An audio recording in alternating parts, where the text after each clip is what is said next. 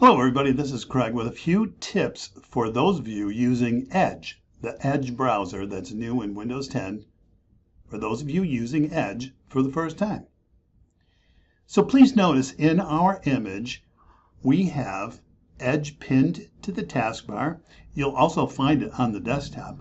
We also have Internet Explorer and Google Chrome. If you prefer to use those, feel free.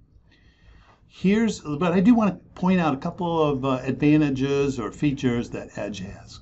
First of all, it has always been the case that when people find a web page that doesn't work, we suggest they try that web page in a different browser. And this works both ways. We've seen web pages that work in Chrome that don't work in IE. We've seen web pages that don't work in Chrome, so we tell people to try it in IE. And now with Windows 10, you have three browsers to choose from: Edge, IE, and Chrome. Now here's an example. I'll just go to Bing. One way to get quickly to IE, if you're on a page in Edge that's misbehaving, is click the three dots. That's the More menu over here in the upper right. And choose Open this page, Open with Internet Explorer. That's a real quick a real quick way to jump from one browser to another. Okay, so if you're having trouble with a web page in Edge, go to the three dots and choose Open with Internet Explorer. Secondly, you notice that when I open a new tab up here, you get this. This is what's called a start page. And it has this area at the top with top sites. And it has this area down here with my feed or interests or headlines or stories. Hey, if I was in a classroom, I wouldn't want this news stuff here. So one thing you can do is go to the three dots and choose Settings. Choose Settings. And then over here it says Open Microsoft Edge with, it says Top Sites and Suggested Content. I'm going to choose Top Sites and then open a new tab, and you'll see what that's like. See, I think that's a little cleaner, a little bit better for classroom use. Now what about, let's close that other tab. What about that other thing here, the top sites? I never use Pinterest, for example. So I am going to remove that one. Remove the ones you never use. I don't use LinkedIn very much. And then you can click the plus sign and add one that you use frequently. For example, here is my PowerSchool login page. So one thing I can do is click this plus sign and paste that URL in and click add. And now whenever I open a new tab, I'll see this PowerSchool tile right here, and that's going to speed up my way to the PowerSchool login site. So if you use PowerSchool to do attendance, you can put it to one of your top sites.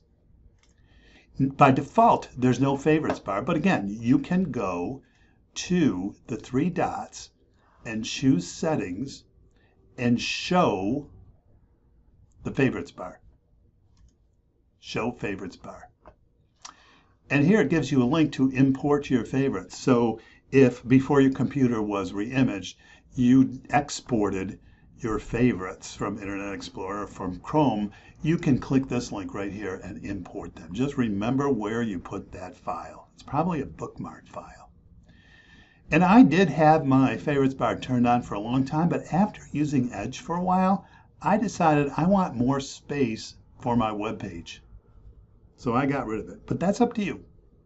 Just know that you can turn your favorites bar on and off. Couple more tips. In terms of getting to web pages quickly, here's a thing that you can do.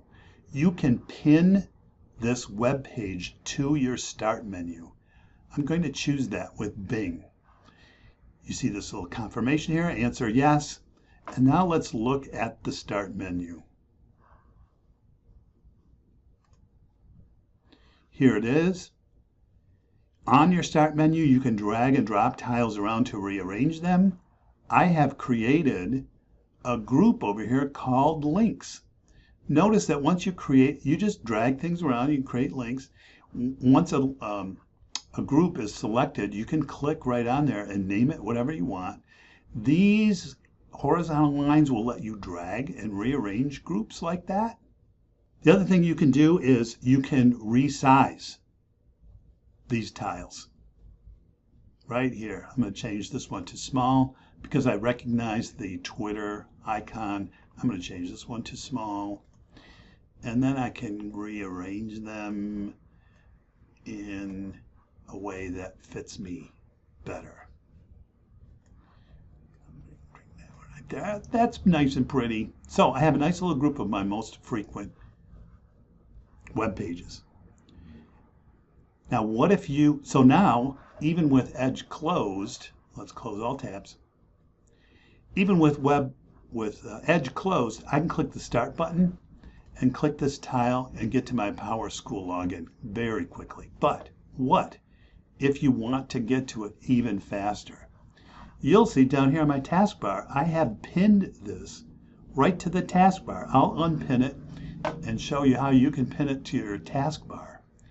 Again, the 3 dots, pin this page to the taskbar, and there it is. Now, even without opening a browser, I have my PowerSchool shortcut right on my taskbar, and I can jump to it quickly.